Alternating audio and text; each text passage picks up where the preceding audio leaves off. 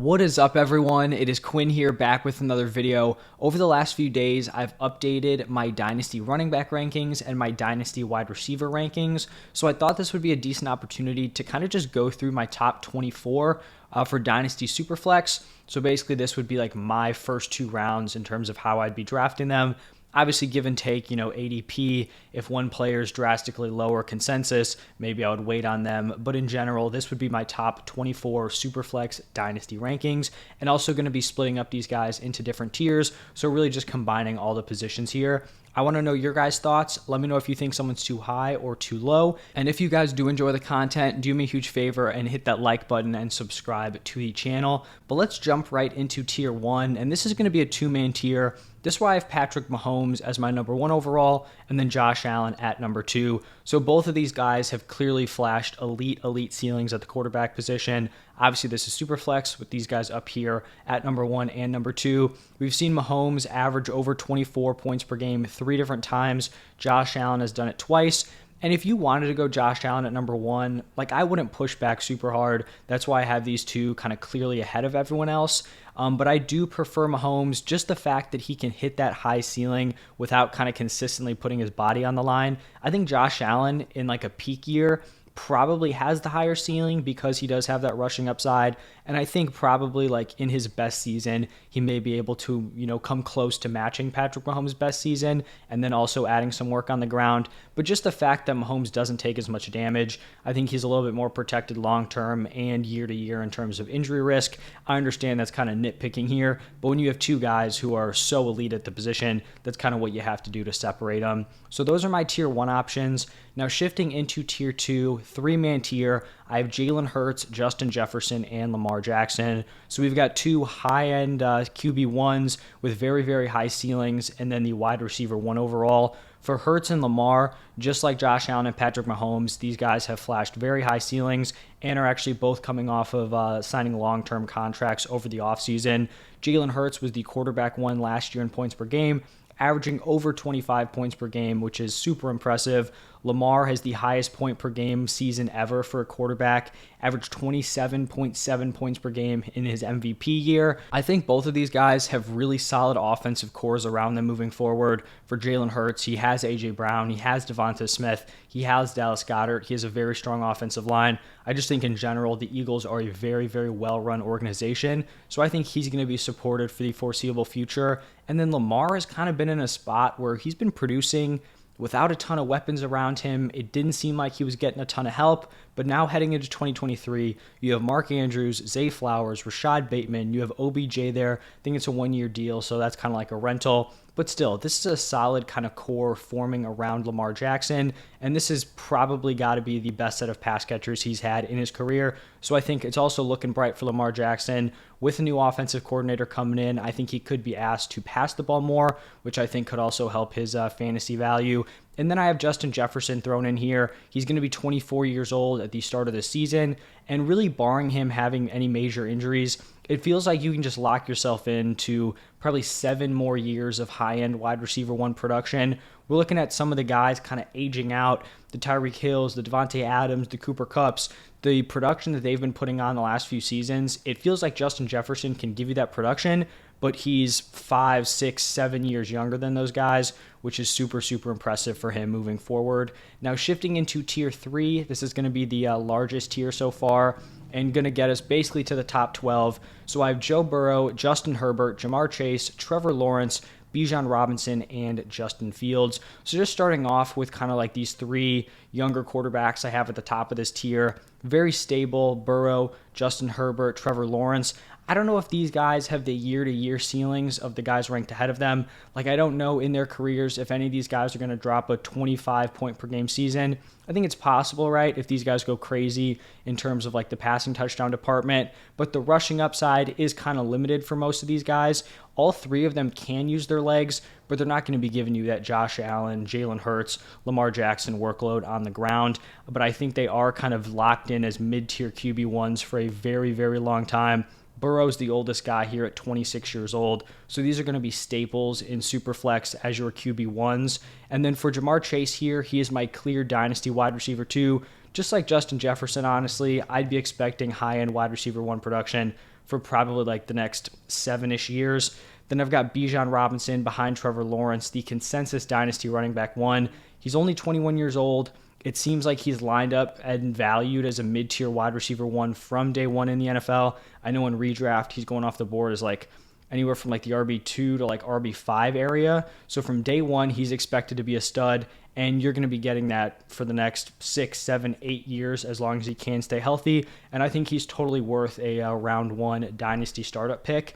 And then to wrap up this tier, I have Justin Fields. Now, I think Fields probably has the higher year-to-year ceiling than every other quarterback in this tier. I think his ceiling is up there with the Jalen Hurts, Lamar Jacksons, the Mahomes, the Allens. He's arguably, or maybe not even arguably, he might just be the best rushing quarterback we have ever seen at the position, but he just doesn't have the long-term security. Like if you're looking at Burrow, Herbert, Lawrence, there's pretty much no shot, barring a major injury, that these guys are going to lose their starting jobs for the next 2-3 years.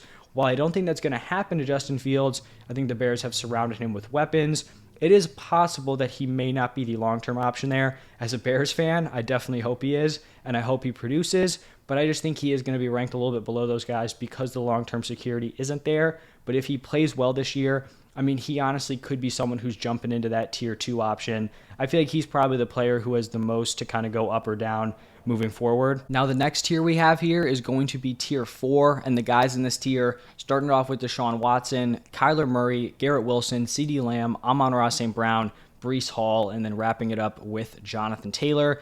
I honestly feel like this was a pretty tough tier to kind of decipher through these different positions, kind of, chunked them with the quarterbacks ahead, wide receivers in the middle, and then the running backs at the end of this tier.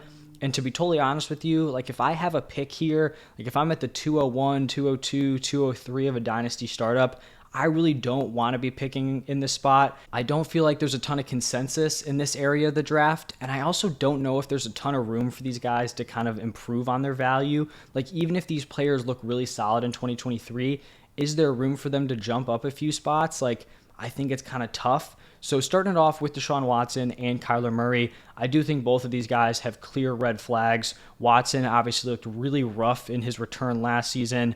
I think you could kind of expect that after a year and a half plus, away from playing football. And then for Kyler Murray, he's coming off the ACL tear. I still think they're kind of deserving here of being at the top of this tier. Both are still decently young at the quarterback position, and they possess solid rushing upside. So I think they're in a spot where they come back. I think they're going to hold this value here, but like I said, there is going to be some risk there. Now, looking at the wide receivers, I went with Garrett Wilson, CeeDee Lamb, and Amon-Ra St. Brown back to back to back. All these guys are 24 years old or younger, so they have a lot of solid production ahead of them.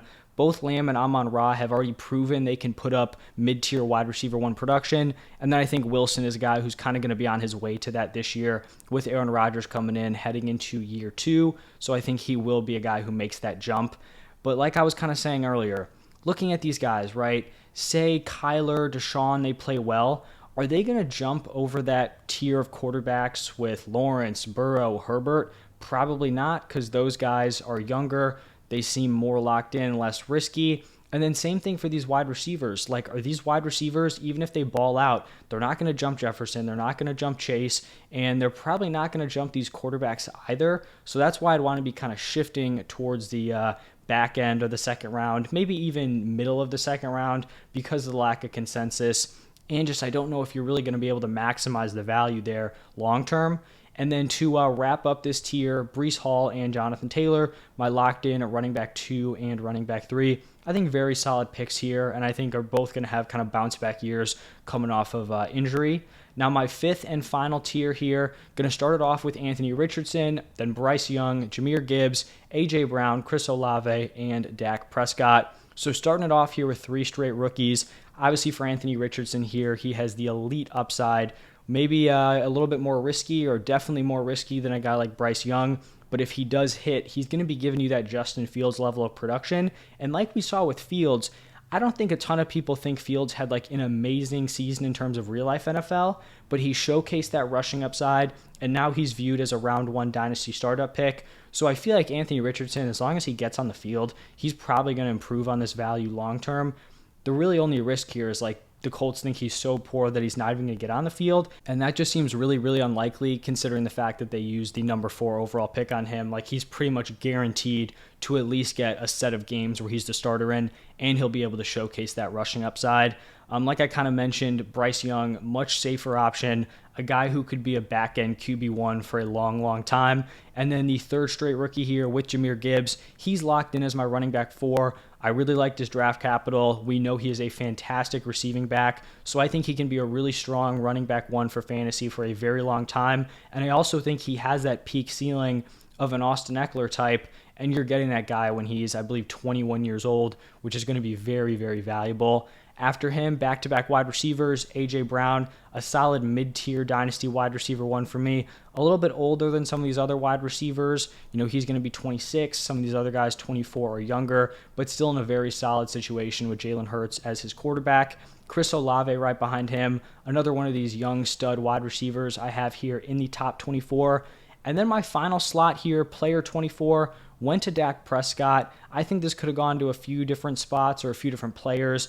Looking at Dak, he's in an interesting spot at the quarterback position because he's 29 years old, so he's not one of these younger quarterbacks like 25, 26. He's also not one of these older quarterbacks who are kind of pushing 33, 34. He's in this kind of happy medium, but he's also not in a spot where he's probably not going to be giving you a super high yearly ceiling, but I feel like he's still in a position here where he can give you 6 to 7 more back-end QB1 seasons, which for Superflex, I think is very, very valuable. And I mean, he's shown he can have a high ceiling. I know that year he played, I think it was like 6 games where he messed up his ankle. He was putting up crazy numbers. We'll see. I think he's going to have a bounce back year. He was dealing with the finger last year, which I do think definitely kind of hindered his production. So Dak is going to wrap up these rankings, and that's going to be my top 24. Let me know what you guys think. Someone too high, someone too low.